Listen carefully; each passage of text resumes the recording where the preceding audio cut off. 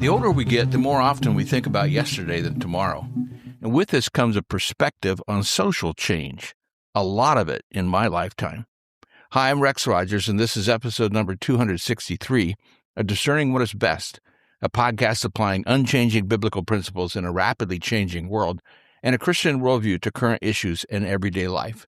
At the risk of sounding like an old guy, I'd say much has changed in my lifetime.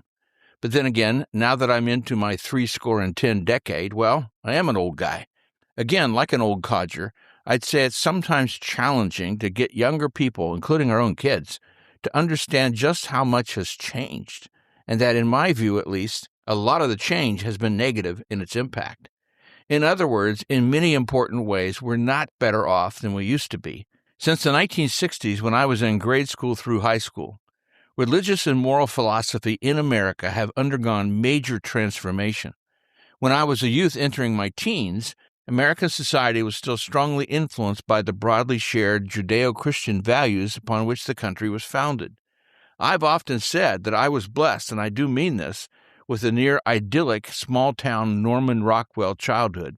Back then, the United States was shaped by strong social norms, widespread church attendance, stable family structures, and a shared national identity influenced by the post-World War II era. Most Americans consumed the same television programs, read local newspapers, and trusted institutions such as government, schools, and churches at relatively high levels. As I noted, church attendance was high, but more importantly, biblical morality shaped public expectations, if not everyone's behavior. And many Americans viewed marriage, sexuality, patriotism, and family life through a traditional religious framework.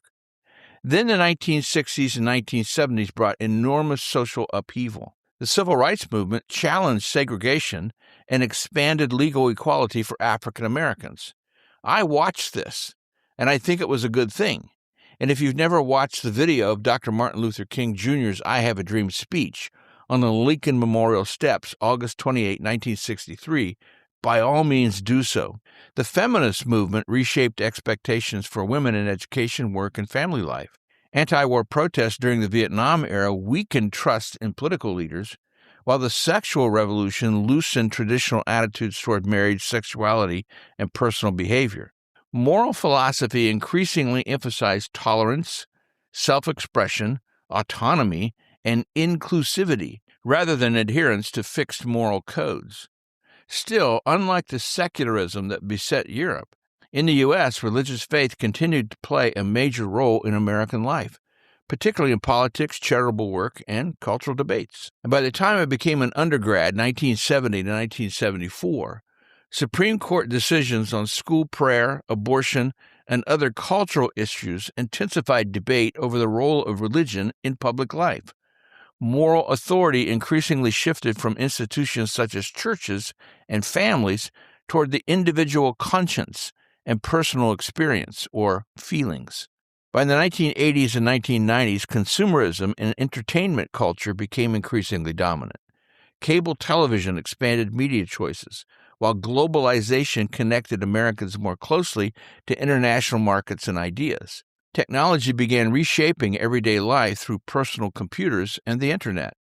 At the same time, political polarization deepened as Americans increasingly divided along ideological and cultural lines. American culture continued to change dramatically, moving from a more unified, traditional society toward one marked by diversity, technology, individualism, and fragmentation. The period from 2000 to 2026 accelerated these trends. Smartphones, social media, and streaming platforms transformed communication, entertainment, and even identity formation. Americans no longer share a common cultural experience to the extent that we once had. Algorithms and online communities allowed people to live within highly customized information environments. This increased both personal freedom and social fragmentation. In my view, social media did not cause social polarization and politicization, but it certainly enabled these negative trends because social media allows people to put their unfiltered thoughts out there for global consumption without any governor or apparently without much second thought. Social media is a vast ocean of anger and frustration and angst and whining and hostility and at times hate. Attitudes toward religion, gender identity, divorce, cohabitation, race, and sexuality also shifted significantly. Younger generations embraced same-sex marriage and broader LGBTQ identities, which grew rapidly. Discussions about race, immigration, nationalism, and historical memory became more intense and politically charged. Economically, America became more knowledge and technology-driven. Manufacturing declined while digital industries expanded. Remote work, artificial intelligence, and globalization changed how people work and interact. In the 21st century, Muslim immigration to the United States has continued through family reunification, refugee resettlement, education, and employment opportunities. American Muslims have come from many backgrounds, including the Middle East, South Asia, Africa, and increasingly from native-born converts. Compared to many European countries, Muslims in America have generally experienced higher levels of economic mobility, educational achievement, and civic participation. Assimilation among Muslims in the United States has been mixed and varied. Many Muslim immigrants and their children have integrated into American society through schools, professional careers, business ownership, military service, and political involvement, just like ethnic groups before them. English fluency, intergenerational adaptation, and participation in democratic institutions have helped immigrant Muslim communities become part of the mainstream of American life. At the same time, some Muslims maintain strong cultural and religious separateness, especially in tightly connected immigrant communities, parallel societies. Distinct religious practices involving dress, gender roles, dietary laws, and views on sexuality can create tension with broader American social norms. The terrorist attacks on September 11, 2001, deeply affected public perception of Islam and individual Muslims in America. Concerns about terrorism, radicalization, and national security increased scrutiny of Muslim communities, at times unfairly, and some Muslims face discrimination and suspicion. Meanwhile, it is a truism that most American Muslims strongly reject extremism. The growth of Islam in America, what some call Islamization or Islamification, presents broader questions about multiculturalism, assimilation, and national identity.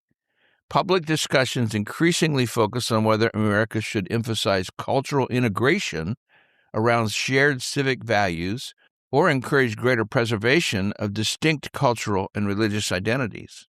The problem with maintaining distinct identities is that this is the failed multicultural approach that has not worked in Europe, and it tends to magnify the pluribus at the expense of the unum. Additional debates involve free speech, religious accommodation, women's rights, education, and the role of religion in public life. These issues reflect larger cultural tensions within an increasingly diverse American society. Despite these many social changes, thankfully, certain American themes remain constant, ones that we can celebrate on Memorial Day. Belief in freedom, opportunity, innovation, individual rights. From 1960 to 2026, American culture evolved from a comparatively cohesive national culture into a far more diverse, connected, contested, and rapidly changing society. The question Americans must consider now and answer correctly in this 250th year is, how do we maintain the best values and key ingredients preserving a free society, even as we continue to grow, become more pluralistic, and experience social change? I still believe America's founding values. We hold these truths to be self-evident, that all men are created equal, that they are endowed by their Creator with certain unalienable rights, that among these are life, liberty, and the pursuit of happiness. I believe these are essential, exceptional, and efficient for all. Well, we'll see you again soon. This podcast is about discerning what is best. If you find this thought-provoking and helpful, follow us on your favorite podcast platform. For more Christian commentaries, see my website, REXM as in Martin, that's rexmrogers.com, or check my YouTube channel at Dr. Rex Rogers. And remember, it is for freedom that Christ has set us free. Stand firm.